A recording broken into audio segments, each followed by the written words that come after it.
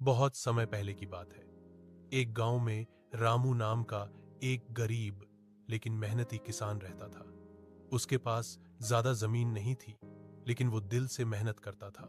हर दिन वो सुबह सूरज उगने से पहले खेतों में चला जाता और देर शाम तक मिट्टी जोतता, बीज बोता और पौधों को पानी देता। लेकिन फिर भी उसकी फसल कभी अच्छी नहीं होती थी। कभी बारिश नहीं होती तो कभी कीड़े लग जाते। एक दिन उसकी पत्नी ने कहा, रामू, अब तो कुछ चमत्कार ही हमें बचा सकता है। रामू मुस्कुराया और बोला, मेहनत ही मेरा चमत्कार है। एक दिन जब रामू खेत में हल चला रहा था, तभी एक बूढ़ा साधु वहां से गुजरा। वह बहुत थका हुआ और प्यासा लग रहा था।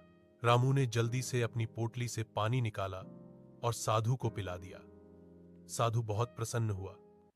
उसने रामू से कहा, तू बहुत अच्छा इंसान है, मैं तुझे एक तोहफा देना चाहता हूं। उसने अपनी झोली से एक छोटा सा बीज निकाला। बीज कुछ अलग सा चमक रहा था। यह जादुई बीज, इसे सही नियत और मेहनत से बो, पर याद रखना, इसके साथ लालच मत करना, वरना सब कुछ खो दोगे। रामू ने श्रद्धा से बीज लिया और साधु को धन्यवाद दिया। अगले दिन रामू ने जादुई बीज को अपने खेत के बीच बो दिया। वो हर दिन उसे पानी देता, उसके पास बैठकर बातें करता और मन ही मन धन्यवाद करता। सिर्फ 3 दिन में उस बीज से एक पौधा निकला, फिर पेड़ बन गया।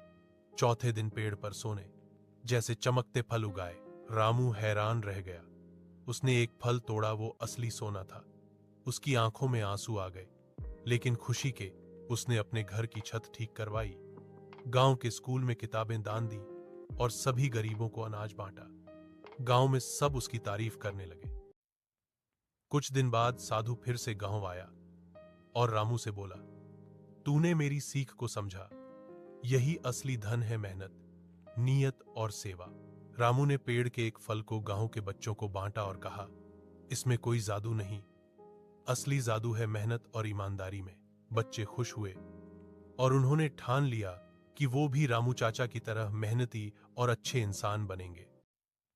रामू का पड़ोसी हरिया ये सब देख रहा था। उसने सोचा, अगर मुझे वो बीज मिल जाए तो मैं राजा बन जाऊंगा। एक रात हरिया चुपके से रामू के खेत में गया और जादुई पेड़ से सारे फल तोड़ लिए। अगली सुबह वो फल बेचने शहर गया, लेकिन जैसे ही बाजार पहुंचा, सारे फल काले पत्थर में बदल गए।